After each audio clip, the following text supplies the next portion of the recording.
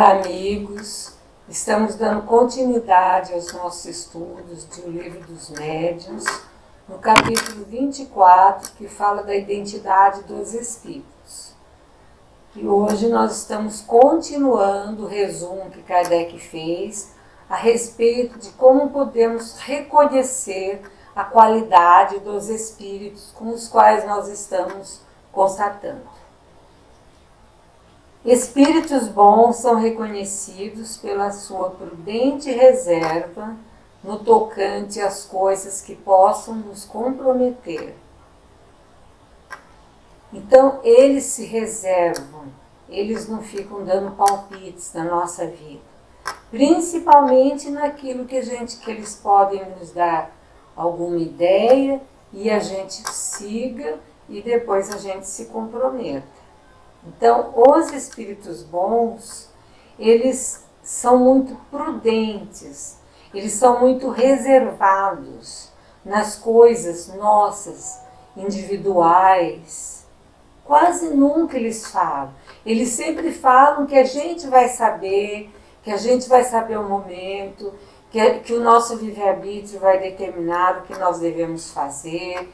Eles podem até nos aconselhar algo, mas nunca no tocante o que nós devemos fazer.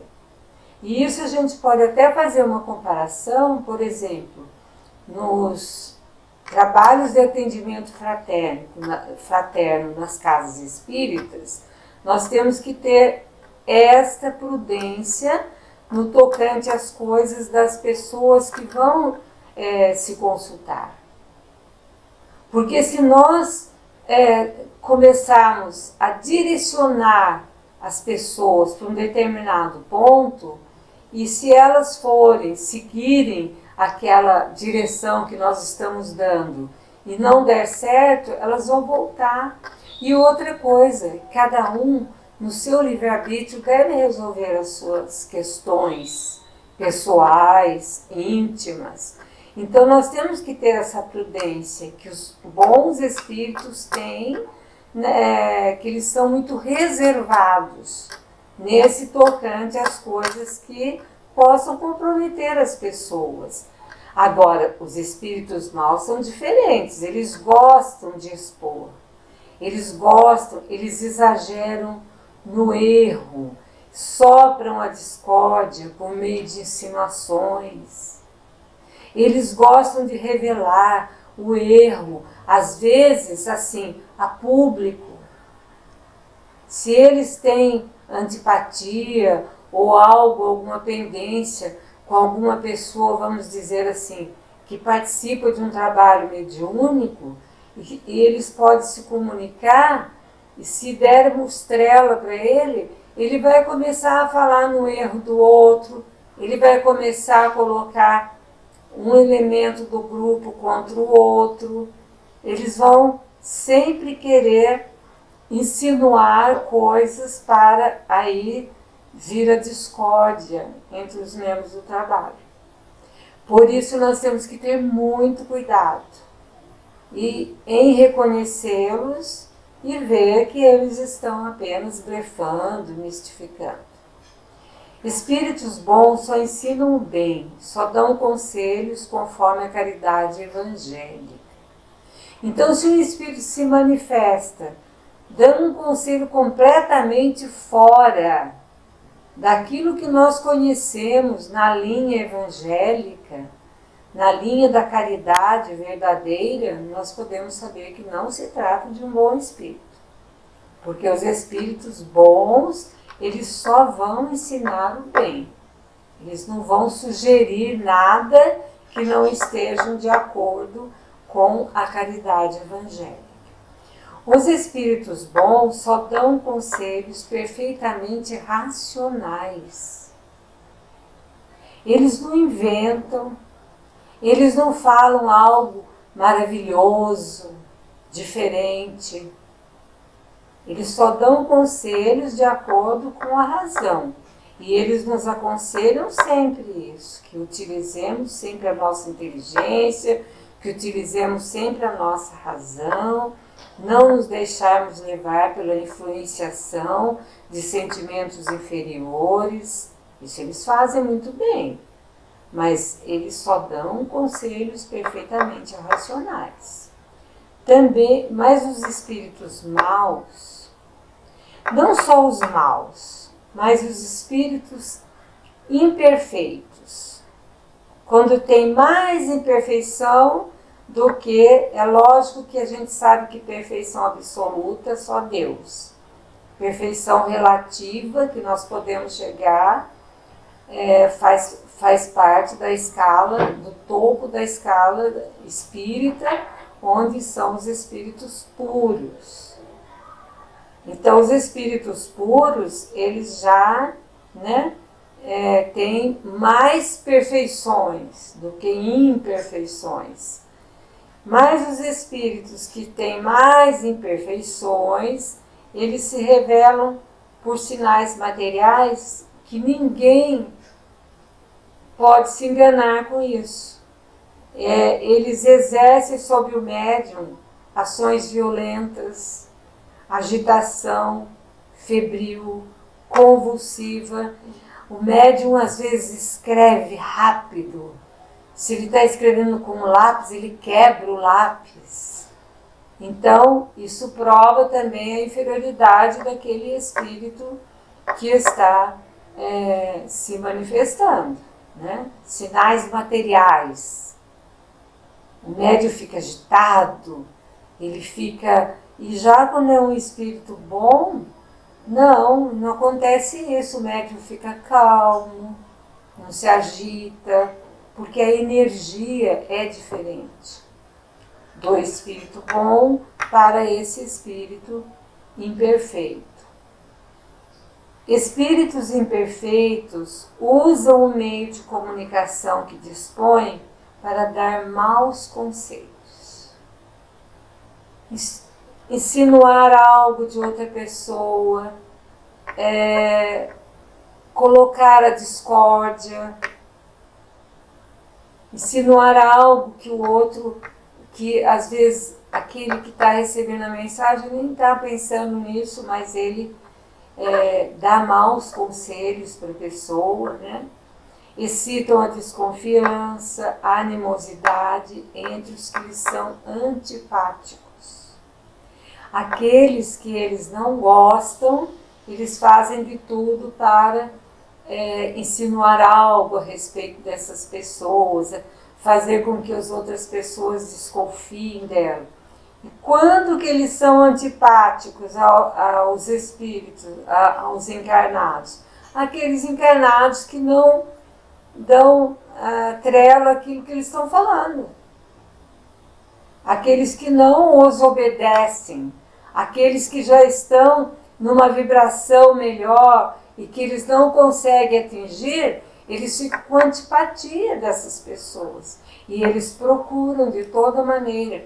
Haja vista que o nosso querido Chico Xavier sempre falava quanto que ele era atacado por espíritos inferiores, simplesmente porque ele fazia o bem, e eles falavam, bom, já que você não faz o que a gente quer, então eles atacavam, eles dissimulavam, eles faziam muitas coisas, faziam fofoca do Chico. O Chico sofreu muito com isso, com fofocas que corriam a respeito da vida dele.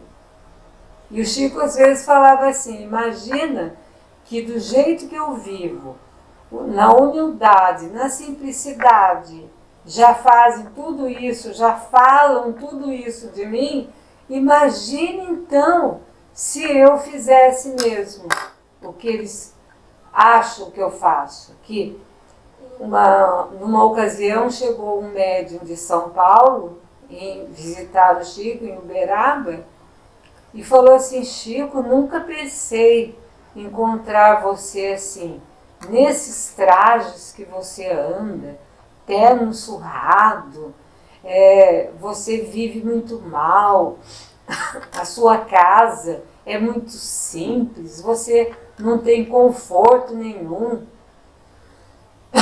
Imagina, você não merece isso do jeito que você é, um médium renovado. E o Chico falou assim, imagina se já falam de mim, do jeito que eu vivo, e se eu, então, vivesse da maneira que você está falando, como que seria? E daí o Chico contou para ele um fato que tinha sucedido, que o Chico tinha apenas 2 ternos, que ele usava um e o outro era de reserva. E uma ocasião entrou um ladrão no quarto dele e roubou o terno de reserva. E ele ficou muito chateado, porque ele não tinha nem dinheiro para comprar outro. Porque ele estava com dificuldade financeira e ele ficou muito chateado. E os irmãos dele falaram assim, Chico, nós vamos fazer o seguinte, nós vamos pegar esse bandido porque ele vai aparecer de novo. Nós vamos fazer uma trouxa de roupa velha e vamos colocar na janela. E ele vai ver muito fácil lá, né? E ele vai pegar essa trouxa. E o Chico, já antecedendo o que podia acontecer, que os irmãos dele estavam bravos, eles podiam pegar aquele coitado lá, né? E fazer alguma coisa com ele. Ele se predispôs a ficar de guarda. E daí, passou um dia, tudo bem, no outro dia, o Chico estava deitado e ouviu um barulhinho, olhou na janela, dito e feito. O bandido voltou, o coitado, né, porque nem era bandido, era um coitado, e pegou a trouxa e levou. E o Chico esperou um tempo, deu um tempo para ele se afastar, e daí ele deu alarde. Olha...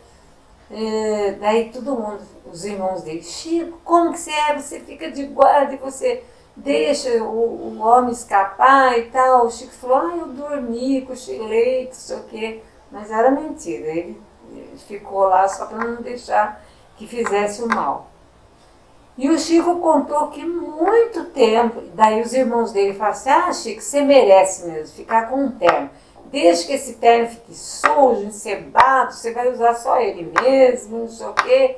Ficaram bravos com o Chico e pronto. E o Chico contou que muito tempo depois, um tempo ele voltava lá da fazenda que ele trabalhava, de charrete que ele ia, né? E ele viu um coitado lá na rua, né, na estrada, que parou e falou, seu Chico, por favor, eu preciso falar com o senhor. Eu preciso pedir perdão para o senhor.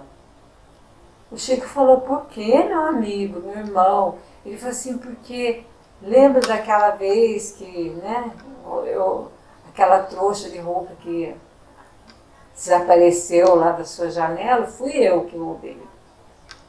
Só que desde aquele dia que eu roubei, quando eu abri a trouxa, eu achei um bilhete seu dentro, escrito assim, vá com Deus.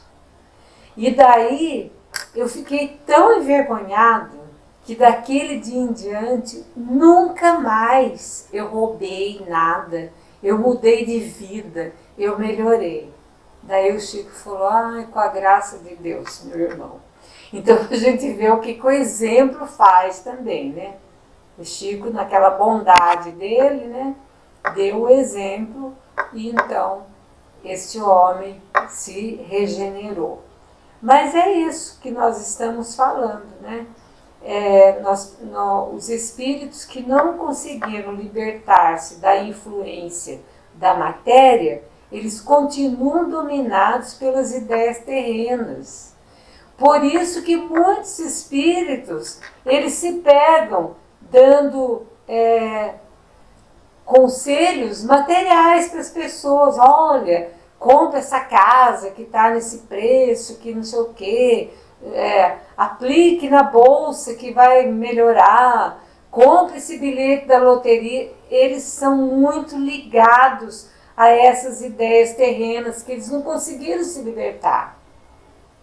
Muitos espíritos protetores nossos, familiares, às vezes parentes, que gostam de nos ajudar, mas às vezes têm ainda aquelas ideias da vida terrena, então às vezes dão esses conselhos materiais para a gente.